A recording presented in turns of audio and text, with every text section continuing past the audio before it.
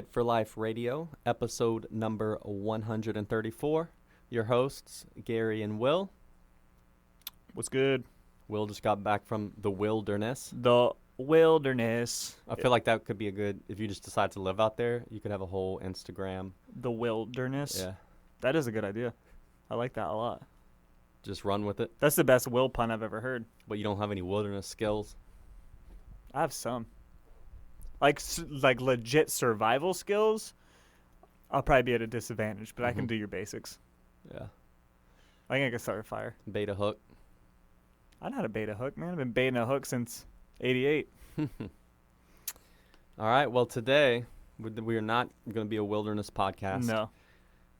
We're discussing how fat loss is a phase, not a lifestyle. I think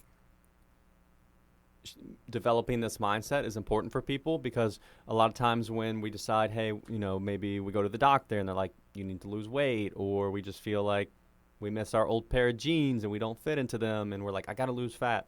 I got to lose weight.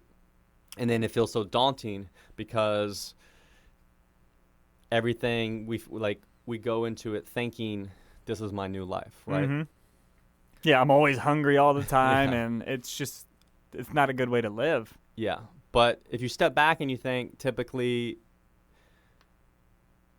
we maybe find ourselves in this situation because we've been living in a phase where we haven't had any guardrails. We have just consumed ad lib. When we get hungry, immediately we eat and overconsume and gain weight. For typically, it doesn't happen, over weeks. It happens over months and years, right? So, when we enter a fat loss phase, there is going to be some discomfort because we just spent a lot of time doing the exact opposite. And your brain and body gets used to whatever you are doing. So if that's over consuming and all of a sudden you're not having as much, your brain's like, well, we need more. We're used to living with more, and you're going to be hungry, and it isn't comfortable because everything inside of you is trying to reach kind of where you were before. Yeah.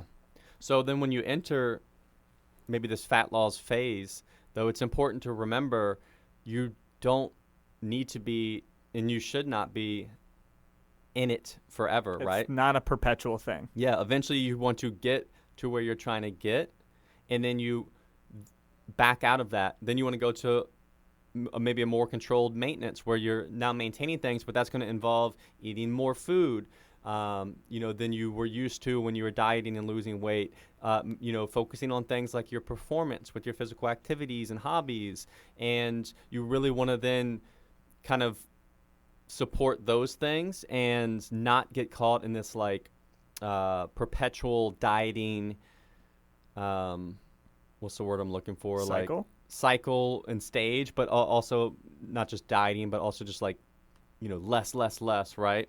And we notice that a lot with people who maybe never even really get into fitness and muscle building. That's not a primary goal of theirs, but then they typically enter this world with just a dieting scarcity mindset, right? And then they end up, they associate exercise with less and dieting, right? And then so every time they decide to work out, it's typically also paired with, I need to eat as little as possible. I need to lose weight. I need to suffer, right? I need to exercise as much as I can to burn all this off. Mm-hmm. But the reality is, even if your goal is not to build massive amounts of muscle, you want to be able to find a place where you enter a stage, like a maintenance stage, where you still focus on, feeding your performance, eating enough to support your activity, feeling good, things like that, right? And that's where you're actually going to spend. That's where you live. Yeah, most of your time. But people bounce between these two extremes, right? Of fat loss dieting and off the rails. Off the rails, no guardrails, right? And yeah, that leads to the yo-yo approach. So you're probably shaking your head, agreeing, that's me. And so we're going to kind of break down what really a fat loss phase should look like. With our nutrition coaching program, we have 3 phases that we work through. We kind of, to simplify, awareness phase, which is where we're learning, start developing the skills really needed to lose weight, lose fat. Number 2 is in that phase, those skills and awareness are established. Now, hey, we're going to like dial in our portions. We're going to then purposely enter a phase where like we know we are going to be losing weight. That's going to come with, hey, you're going to be hungry. That's part of losing weight. Hey, you're going to have to make trade-offs. That comes with the You're territory. going to have to say no. Mm-hmm.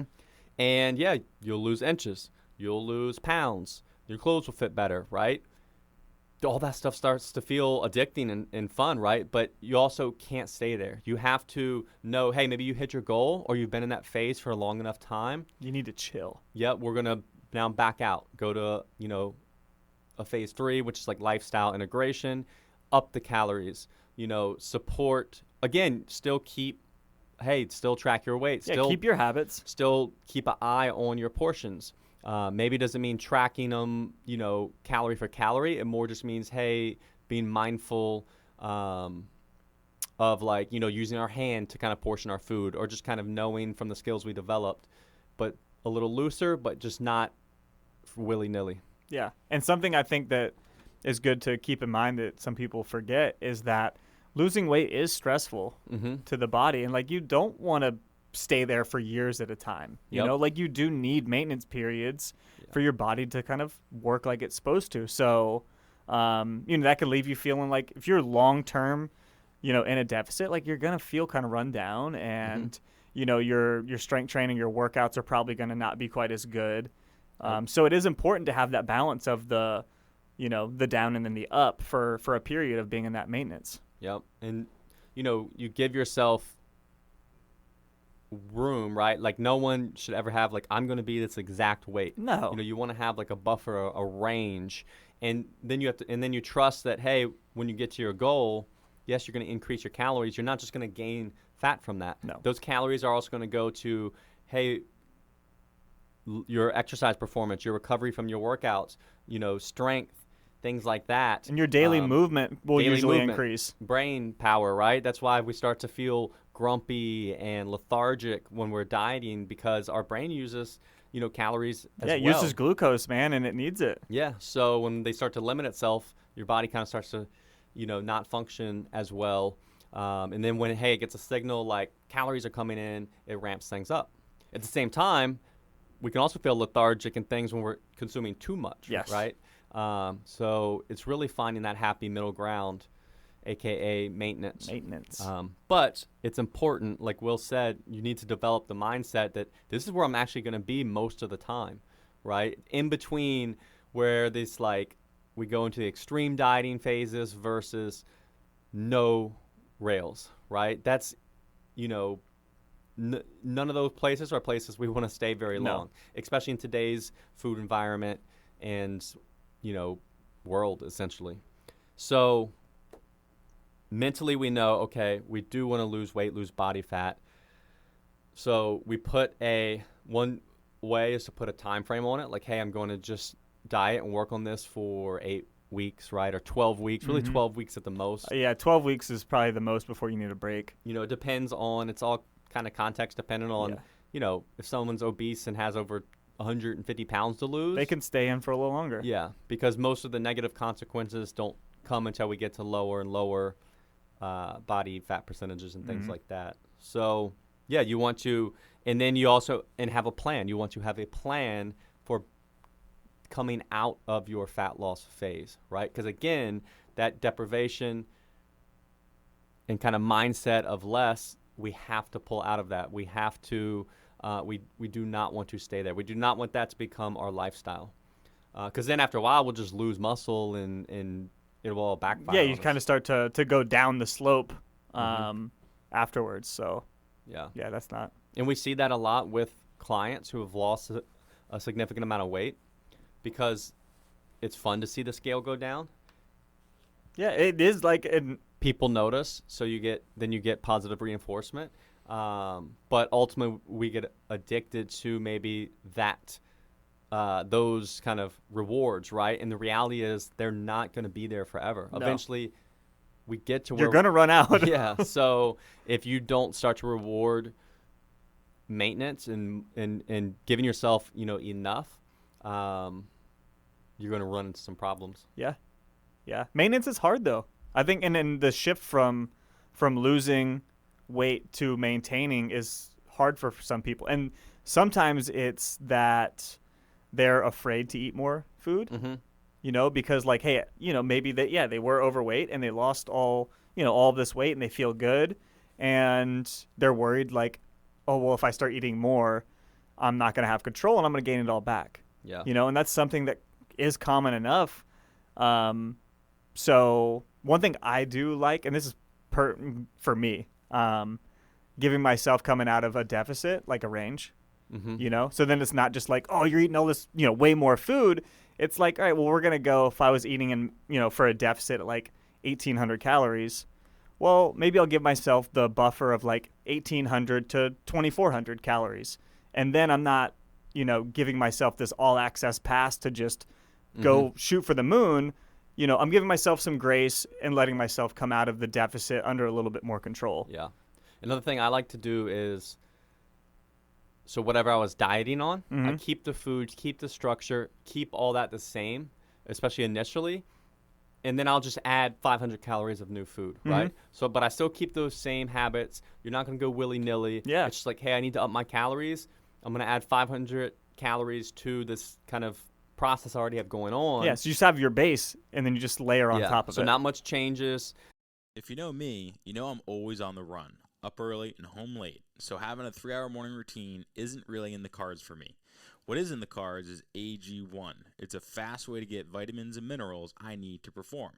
I first gave AG1 a try because I wanted a single solution that helps support my entire body by filling in nutrient gaps and simplifying my morning routine. Since drinking AG1 daily, I've always felt strong and energized and ready to attack the day. Not only does AG1 deliver my daily dose of vitamins, minerals, pre- and probiotics, and more, it's a powerful, healthy habit that's also powerfully simple. It's one scoop, mixed in water, once a day, and every day. I know that AG1 is giving my body high-quality nutrition. Every batch of AG1 goes through a rigorous testing process, so you know that it's safe. And AG1 ingredients are sourced for absorption, potency, and nutrition density. AG1 is a supplement that I trust to provide the support my body needs daily, and that's why I'm excited to welcome them as a new partner. Here is your chance to start every day this season with a gift to yourself. Try AG1 and get a free 1-year supply of vitamin D3K2 and 5 free AG1 travel packs with your first purchase exclusively at drinkag1.com/provengrit. That's drinkag1.com/provengrit. Check it out. If you know me, you know I'm always on the run, up early and home late. So having a 3-hour morning routine isn't really in the cards for me. What is in the cards is AG1. It's a fast way to get vitamins and minerals I need to perform. I first gave AG1 a try because I wanted a single solution that helps support my entire body by filling in nutrient gaps and simplifying my morning routine. Since drinking AG1 daily, I've always felt strong and energized and ready to attack the day. Not only does AG1 deliver my daily dose of vitamins, minerals, pre- and probiotics, and more, it's a powerful, healthy habit that's also powerfully simple.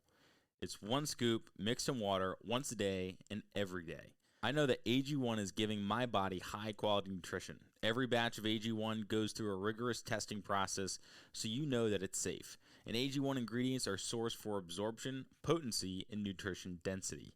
AG1 is a supplement that I trust to provide the support my body needs daily, and that's why I'm excited to welcome them as a new partner. Here is your chance to start every day this season with a gift to yourself.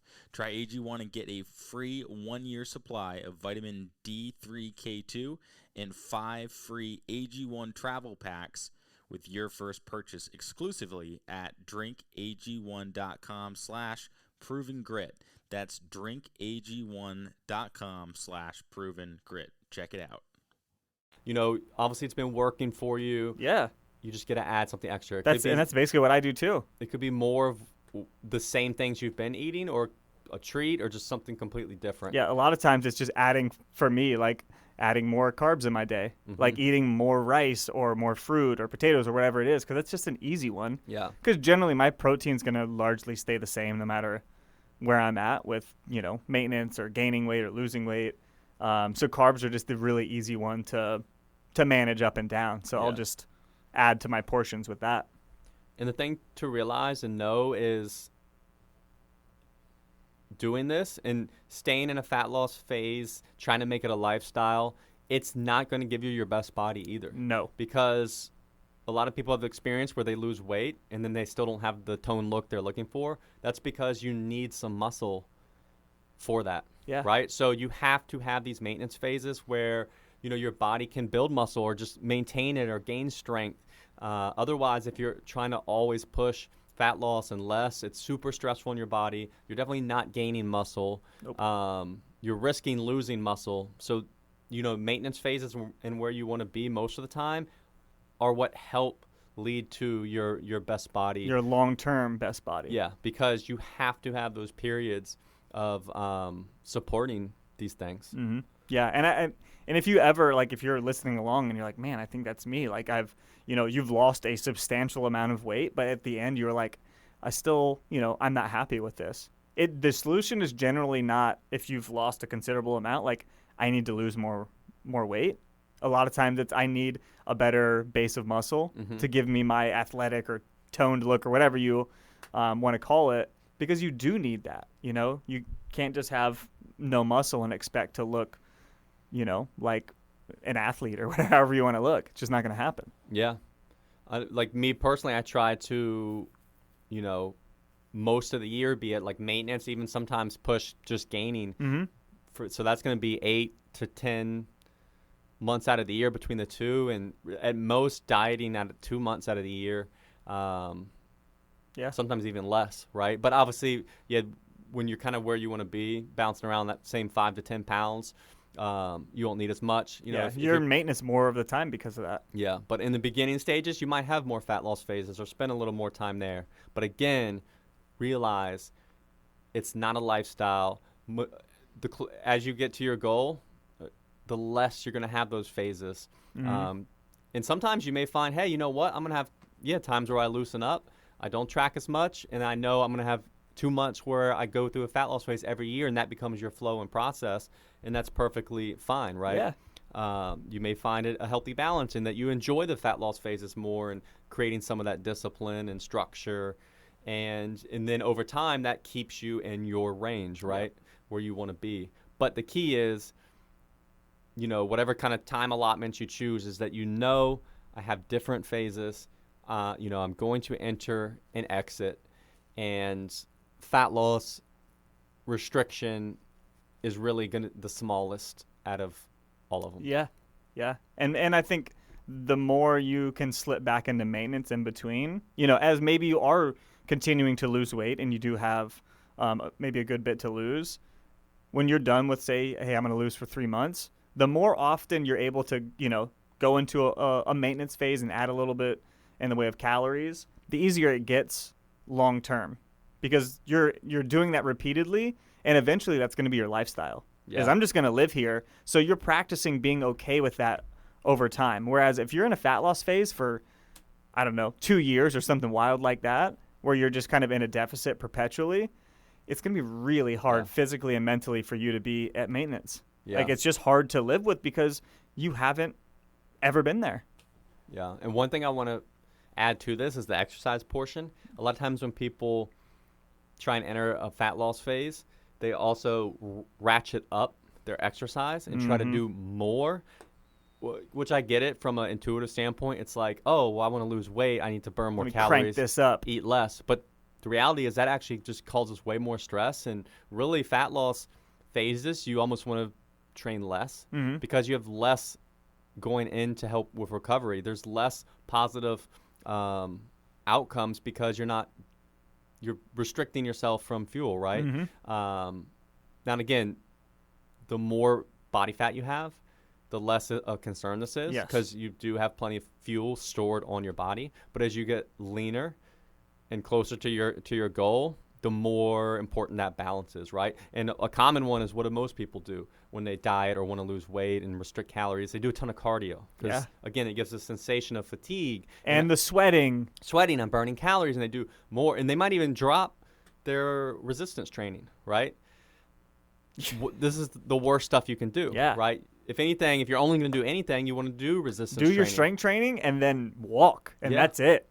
Yep. And then, you have periods of, okay, let me be done with dieting. I want to maintain. You're increasing your food intake. This is when you should increase your activity and exercise. So that is a general Yeah, kind people of get that backwards. a lot. mindset that you want to flip. And then something that comes with like cranking up your activity, you're going to be more hungry. Mhm. And that's what a lot of people run into. They're like, they do stuff every day and they run and they do high intensity workouts and they're always hungry and they have trouble not eating. When you're perpetually like even more hungry than normal, like it's hard to say no all of the time. Yeah. So it just makes it more difficult. It muddies the water of dieting down because there's just way more variables involved. So really trying to do the minimum effective dose is your best bet. Yeah.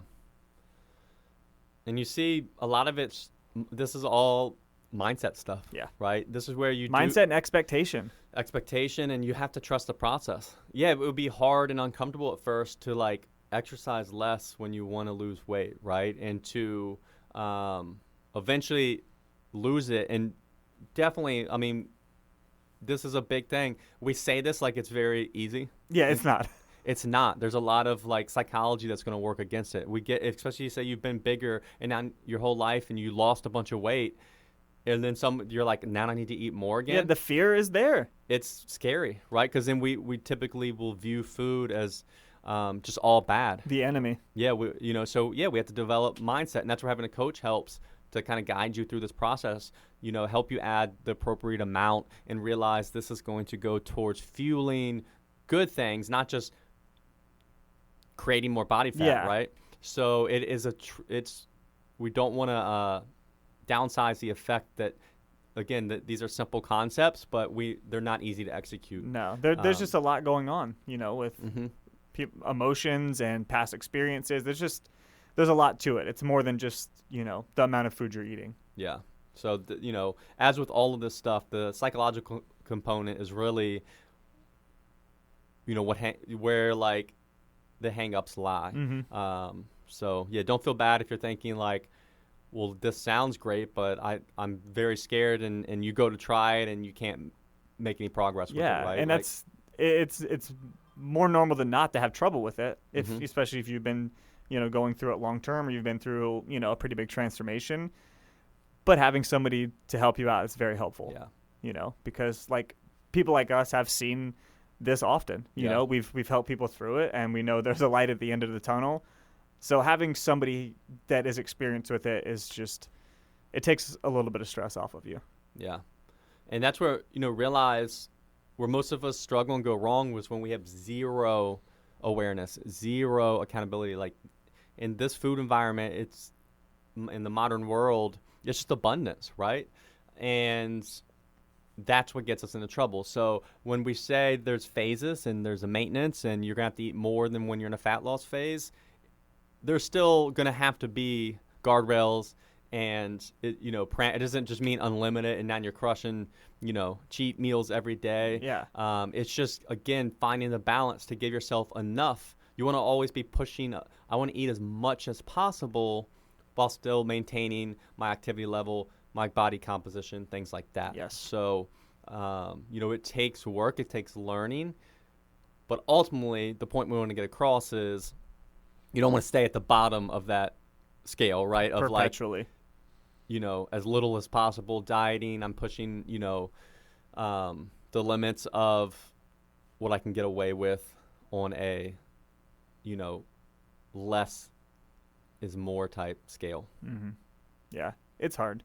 It's hard when everything tells you, lose more weight, lose more weight, lose more weight, and everybody feels like they always have to be doing that. So, well, the thing we see is for most people with dieting and fat loss is the shotgun approach, right? Mm-hmm. Which is where it's just like, well, let me just do a bunch of cardio, do a bunch of exercise, and just eat as little as possible. Basically nothing. And yeah, maybe we lose weight for a little while, but we're also like losing way more muscle. We're there's and then next time you go to do it, it's going to be harder because you Yeah. have less muscle. Yeah, there's way more mental stress, and we just ultimately and then we develop the habits and skills to only do it at that extreme approach. Yeah. When the reality is we want to eat as much as we can while still losing. We want to create a small deficit so that we're still able to support, our activity levels and muscle and things like that. So yeah, we want to take more of like I feel bad using all these gun analogies, but like a sniper rifle, right, versus a shotgun. Just a little more precision. Yeah. And then even when you're taking that approach and you do actually get in a deficit and you're losing weight and you get to where you want to get, or it's been a while, 2-3 months, then we're going to, slightly add back in 400 or 500 calories, but you're going to feel better. You're going to notice your performance improves, your mental improves, and hey, I actually enjoy, I feel good. That's where you want to end up. And not taking the shotgun approach upward either. Yeah. Of like, I'm just, freedom. Like, I'm not in a deficit anymore. I can eat whatever I want, whenever I want, and you just go ham. That's also not healthy or a good approach to take. So. Yep. So hopefully that, get your brain churning. Yeah. Something, see if you're guilty of kind of taking that all or nothing. Yeah, and it's what is out there information-wise, and people feel like they have to do. So, if that's where you're at, there's not like there's anything wrong with you. Just do your best to, shift the mindset. If you need help, find a coach, reach out to one of us or, something like that, and somebody can help you. Yep. And repeat after us. Fat loss is not a phase. Oh, sorry. Don't repeat after us. Fat loss is a phase, not a lifestyle. Yes. Right? So, you don't want to be perpetually dieting, perpetually restricting. You want to go in, have a plan, and be able to exit that kind of mindset and actual actions. And that really maintaining and maintenance, that phase is really the lifestyle phase. That's the goal you want. The lifestyle integration. Yeah. So, and like I said, a good way to break it down is have 3 phases. One is like an awareness, so maybe where you're kind of like learning some of these skills, figuring things out, then your actual fat loss phase, and then you pull through that and go into like a maintenance or like lifestyle integration. Mm-hmm. And that's where the habits and structures and portions where you're really living with. So fat loss is not where you live. No. Which also helps a lot of people because then mentally you can tell yourself, hey, this isn't going to be forever. Yes, there's some hunger involved. Oh, yes, I have to say no to things, make these trade-offs. Yeah. It's not forever. But again, there's a light at the end of the tunnel. This is a 3-month phase. I know I can buckle down for that amount of time and accept the hunger and the trade-offs and then, relax a little bit. Especially if we were in willy-nilly phase for 8 years, 12 years, 20 years. Yeah. You have to remind yourself, I'm probably going to have to, go through this. And it takes some retraining and new behaviors and habits, and that is always hard at first, but it gets better as you go. And as you're doing, as you're executing and you're doing all of the things you're supposed to do, it gets easier because you will see the result. Mm-hmm. Well, we'll wrap it up with that. Yep. We appreciate you for listening. Check back next week. Yeah. We'll see you next time. As always, thanks for listening, guys. If you want to learn more, check us out at coastalfitnessva.com or garydeagle.com. We'll see you next time.